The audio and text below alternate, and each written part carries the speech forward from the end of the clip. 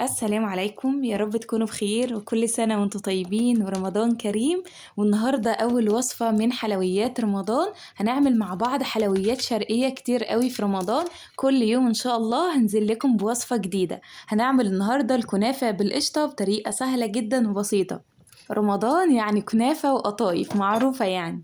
فأول وصفة لازم انزلها لكم هي الكنافة بالقشطة، وتاني وصفة ان شاء الله هتبقى القطايف. بعد كده هنعمل حلويات شرقية كتير قوي زي بلح الشام، صوابع زينب، الزلابية، رموش الست. هنعمل بصوا حلويات كتير مع بعض. تابعوني بقى كل يوم وصفة جديدة ان شاء الله هتعجبكم جدا. تعالوا بقى على طول نشوف الطريقة.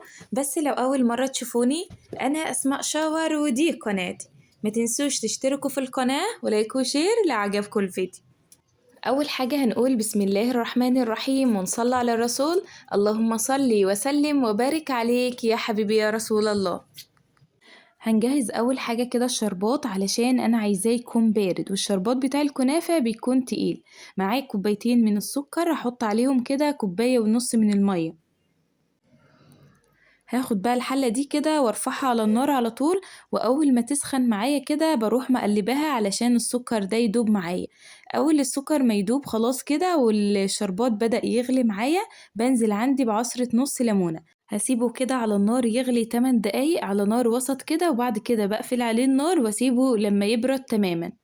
نيجي بعد كده للكنافة. معايا نص كيلو من الكنافة. طبعا كنت حطاه في الفريزر مجمداه علشان بيكون اسهل لما اجي اكسره كده بيتكسر معايا بكل سهولة. فانتي لو جايبة الكنافة طرية دخليها الفريزر شوية تتجمد، وبعد كده طلعيها وكسريها بتتكسر بكل سهولة كده. خلاص الكنافة بقت بالشكل اللي انتوا شايفينه ده كده. هنزل عليها بقى بمعلقتين كبار من السكر البودرة. السكر البودرة بيدي للكنافة لون حلو كده، لون ذهبي حلو، وكمان بيخلي الكنافة متماسكة مع بعضها ما تبقاش مفتفتة. هقلب السكر البودرة كويس في الكنافة بالشكل ده كده. بعد كده هنزل عندي بكوباية من السمنة السايحة على الكنافة بالشكل ده، وهقلب بقى كويس جدا. انا عايزة الكنافة كلها تتغلف بالسمنة كده، مش عايزة شعراية واحدة بس من الكنافة ما يكونش عليها سمنة. فقلبوا كويس جدا كده لحد ما تغلفوها.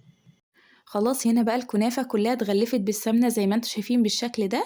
هجيب بقى معايا صينية هنا وانا دهنة الصينية دي كويس جدا بالسمنة، وهقسم بقى الكنافة دي بالنص كده.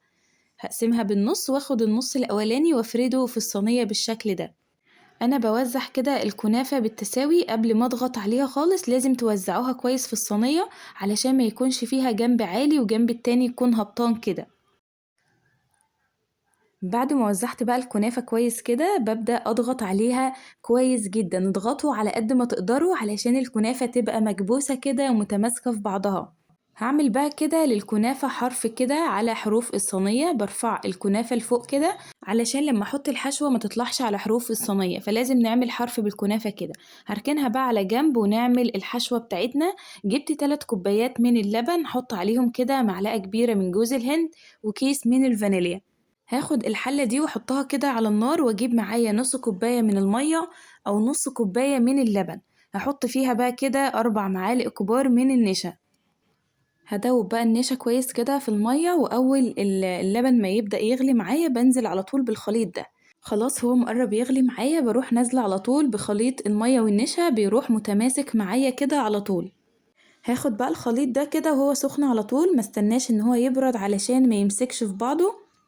هصبه على الكنافة وهو سخن كده على طول بالشكل ده. اوزعه بقى كده على الكنافة بالتساوي واسيبه لحد ما يبرد تماما. لازم يبرد معايا تماما علشان اعرف احط طبقة الكنافة التانية. خلاص الحشوة بتاعتنا بقت متماسكة خالص، لو حطيتي ايدك كده هتلاقيها ماسكة نفسها. فهبدأ احط بقى بقية الكنافة اللي عندي فوق الحشوة كده. هوزع بقى الكنافة بالتساوي كده، وبعد كده هضغط عليها علشان تبقى متماسكة في بعضها. اضغطوا بقى كويس كده، ما تخافوش الحشوة بتاعتنا بردت تماما ومتماسكة، فلما تضغطوا مش هيجرى اي حاجة ولا هتطلع منكم ولا اي حاجة. بعد ما ضغطتها كويس جدا كده دخلها الفرن على درجة حرارة 180 في الرف الوسطاني. بولع من تحت بس. اول ما تفصل كده من الجناب وتاخد لون ذهبي كده، تعرفوا ان هي من تحت كده بدأت ان هي تحمر. هروح مولعة الشواية من فوق علشان كمان وشها يحمر. أول ما تطلع وهي سخنة كده على طول بشربها الشربات بتاعنا البارد، لازم تكون هي سخنة والشربات بارد. لو الشربات بتاعك بقى سخن وهي سخنة هتعجن معاكي. هشربها نص كمية الشربات كده بالشكل ده، وبعد كده بروح قلبها ومشرباها بقية الشربات على الجنب التاني. خلاص قلبتها بالشكل ده، شايفين من تحت واخدة لون حلو جدا.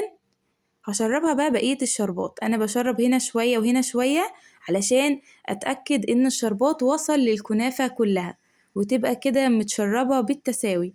هحط كمية الشربات اللي عندي كلها، وكمية الشربات دي للكنافة مظبوطة جدا، يعني ولا تزودوا ولا تقللوا علشان السكر بتاعها يكون مظبوط. هسيبها بقى لحد ما تتشرب الشربات بتاعها كده تماما، وبعد كده هنقطعها مع بعض.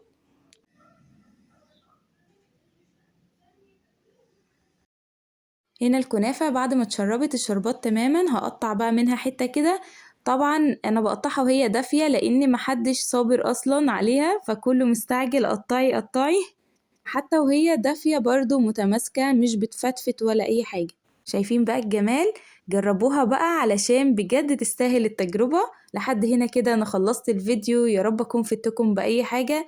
استنوني الفيديو الجاي، استنوني في فيديوهات كتير حلوة، واسيبكم في رعاية الله، والسلام عليكم ورحمة الله وبركاته.